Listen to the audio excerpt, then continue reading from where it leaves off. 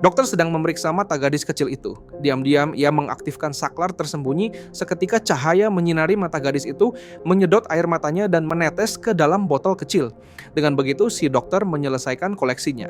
Begitu gadis kecil itu pergi, dia mengeluarkan air mata yang baru dikumpulkan, lalu meneteskan ke matanya sendiri. Seketika pandangannya berubah menjadi perspektif gadis kecil tadi, pemandangan bermain di taman.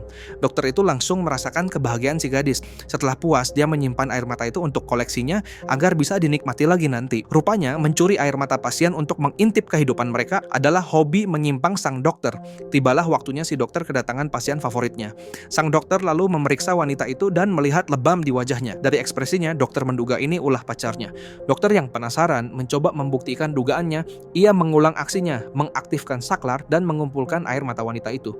Benar saja, setelah diteteskan, terlihat bayangan pacar wanita itu menamparnya. Kepala dokter berdengung, setiap pukulan terasa menyakitkan baginya. Matanya penuh kebencian dan ingin membalas kelakuan pria itu. Dokter lalu menelpon wanita itu menawarkan pemeriksaan gratis untuk pacarnya.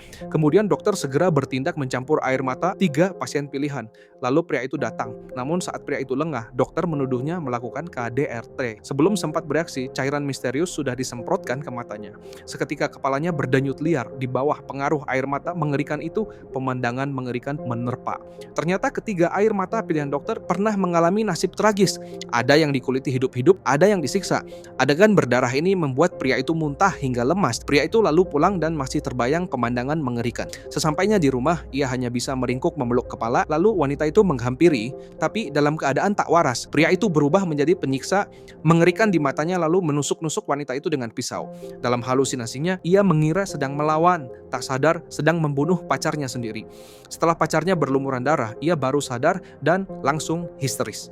Menyadari ini ulah dokter emosinya meluap ingin membalas dendam. Saat dokter sedang menikmati air mata sang wanita, tiba-tiba pria itu muncul di hadapannya. Rupanya ia telah menemukan rahasia dokter dari label botol. Dengan pukulan keras, dokter pingsan. Pria itu lalu meracik air mata mengerikan. Ketika dokter sadar, pria itu sudah memegang jarum suntik berisi cairan. Ia akan membalas dendam.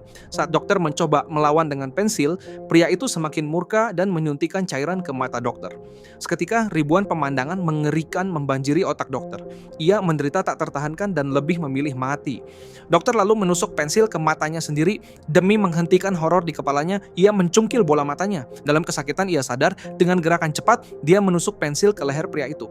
Ketika dokter hendak kabur, halusinasinya kambuh. Bayangan pasiennya yang sudah mati menghampiri, jari menunjuk menuntut nyawa. Di bawah kendali halusinasi, dokter mengarahkan jarinya ke matanya sendiri. Dengan jeritan menyakitkan, ia akhirnya tak bisa lolos dari hukuman kejam ini.